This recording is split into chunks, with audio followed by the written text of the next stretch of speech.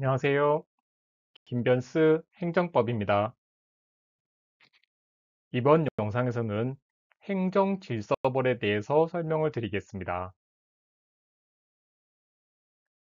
행정의 실효성 확보 수단 중에서 행정벌이라는 게 있고, 행정벌 안에는 행정형벌과 행정질서벌이 있습니다. 행정질서벌과 관련해서 행정질서벌의 의의, 그리고 특수성, 부과 절차 등이 시험에 자주 출제가 됩니다. 행정법을 조금 더 효과적으로 공부하고 싶으신 분들은 제가 쓴 교재인 이토록 친절한 행정법을 활용하시길 바랍니다. 종이책을 원하시는 분은 북크크라는 사이트를 이용하시면 되고, 전자책을 선호하시는 분은 크몽을 이용하면 되겠습니다. 교재에 대한 보다 상세한 설명은 동영상 아래 설명란의 링크를 참고하시길 바랍니다. 먼저 행정질서벌이 뭔지 알아보겠습니다. 행정상의 질서에 장애를 야기할 우려가 있는 의무 위반 행위를 하면 그러한 의무 위반 행위에 대해서 과태료를 가하는 제재가 행정질서벌이 되겠습니다. 행정질서벌이 반드시 과태료라고 보긴 어렵지만 쉽게 얘기하면 그냥 과태료라고 생각하시면 되겠습니다. 식품위생법 제101조가 대표적인 규정입니다. 다음에 위반하는 행위를 하면 500만 원 이하의 과태료를 부과하게 되는데 제3조를 위반한 경우입니다. 제3조는 누구든지 판매를 목적으로 식품이나 식품 첨가물을 채취, 제조, 가공할 때 깨끗하고 위생적인 상태를 유지해야 되는데 이러한 깨끗하고 위생적인 상태를 유지하지 않으면 500만 원 이하의 과태료를 부과하는 겁니다. 행정질서벌도 일종의 제재이기 때문에 행정질서벌을 가하기 위해서는 법률의 근거가 필요합니다.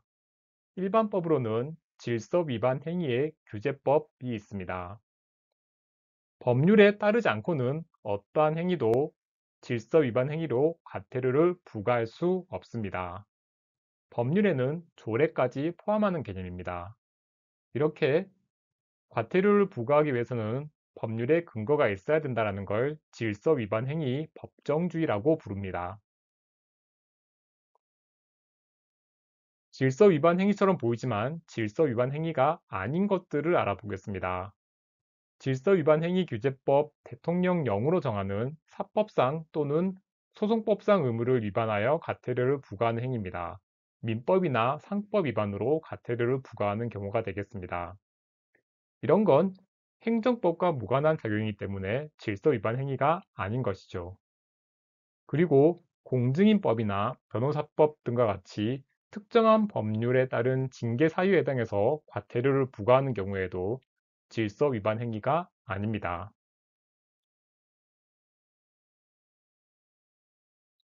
과태료를 부과할 수 있는 시간적 범위에 대해서 알아보겠습니다.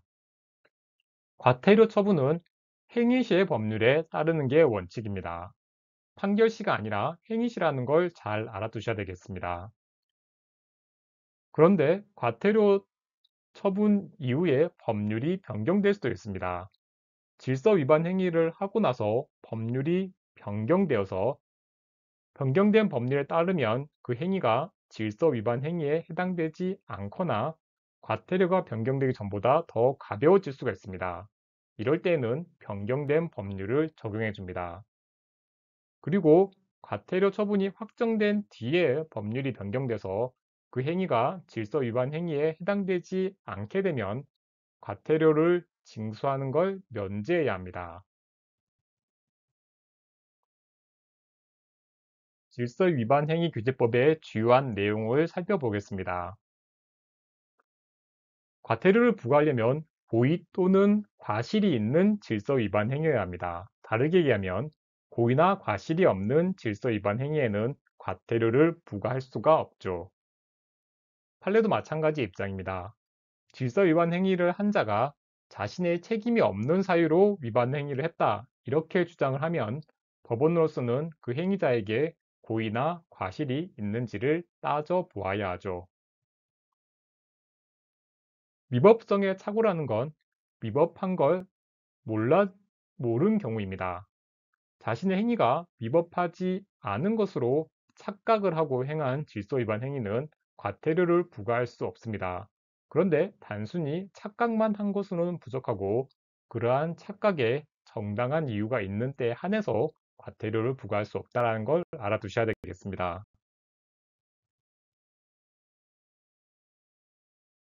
만 14세가 되지 않은 자가 질서 위반 행위를 하게 되면 이러한 어린아이가 한 행위에 대해서는 과태료를 부과하지 않습니다.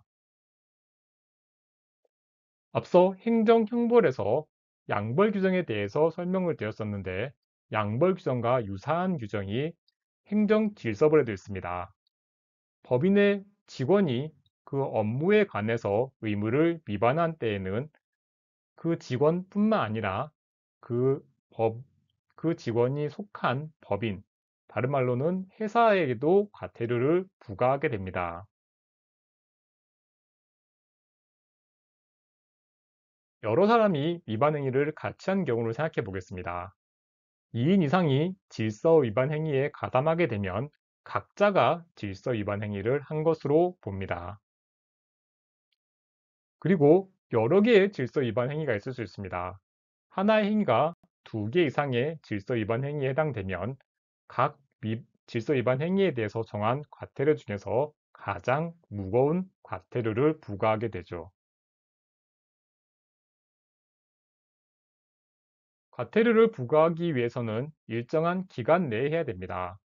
질서 위반 행위가 종료된 날부터 5년 이내에만 과태료를 부과할 수 있습니다. 그런데 여러 사람이 질서 위반 행위에 가담한 경우는 어떨까요?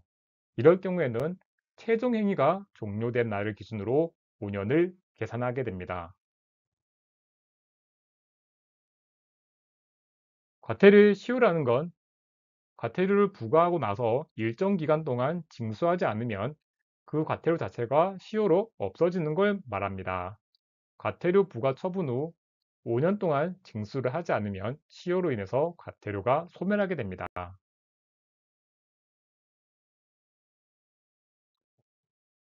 경과라는 건 다른 행정의 실효성 확보수단과 같이 부과하는 겁니다. 과태료는 행정형벌과는 구별됩니다. 따라서 하나의 위반 행위에 대해서 행정질서벌인 과태료 부과 처분을 하고 그 뒤에 형사처벌을 하는 것도 가능하게 되죠. 과태료를 잘 내지 않고 고액으로 상습적으로 체납하는 사람에 대해서는 감치 처분을 할 수 있는데 감치라는 건 법 판사의 명령에 따라서 일정한 장소에 가둬두는 걸 말합니다.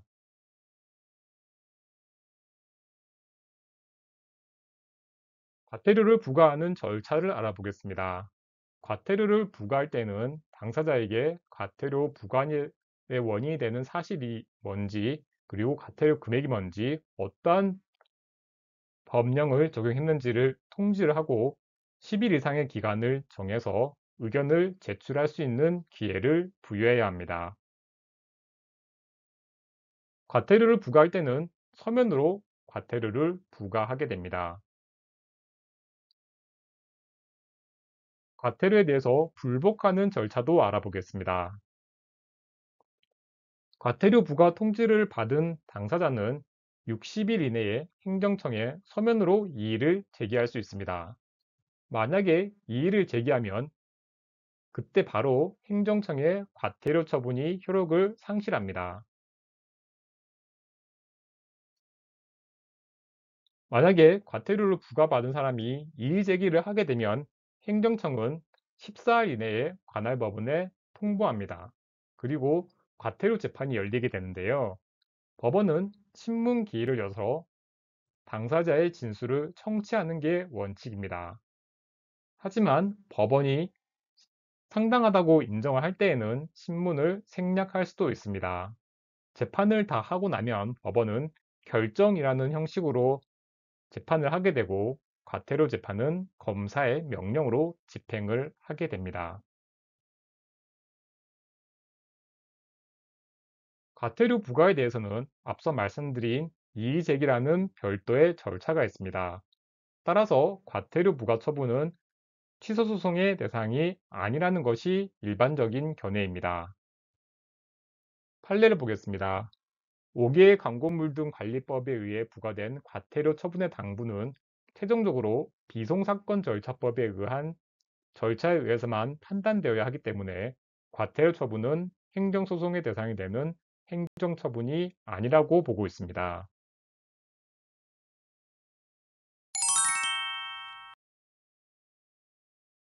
요약 및 정리를 해보겠습니다.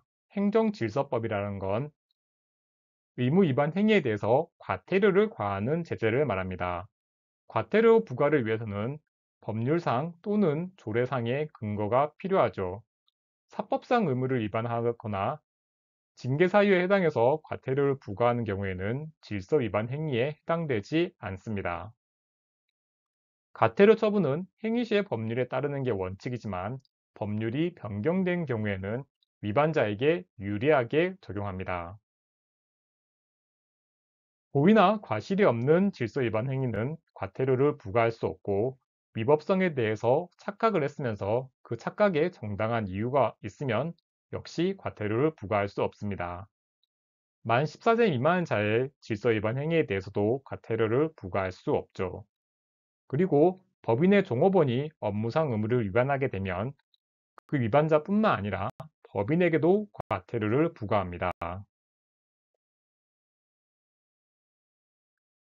질서 위반 행위가 종료된 날부터 5년이 경과하면 과태료를 부과할 수 없습니다. 그리고 하나의 위반 행위에 대해 행정질서벌인 과태료 부과 처분과 형사처벌을 모두 하는 게 가능합니다. 과태료에 대해서 이의가 있는 경우에는 60일 이내에 서면으로 이의 제기를 할 수 있고 이의 제기를 하면 과태료 처분의 효력이 상실됩니다. 과태료 부과 처분은 항고소송의 대상이 되지 않습니다. 영상을 시청해 주셔서 감사합니다.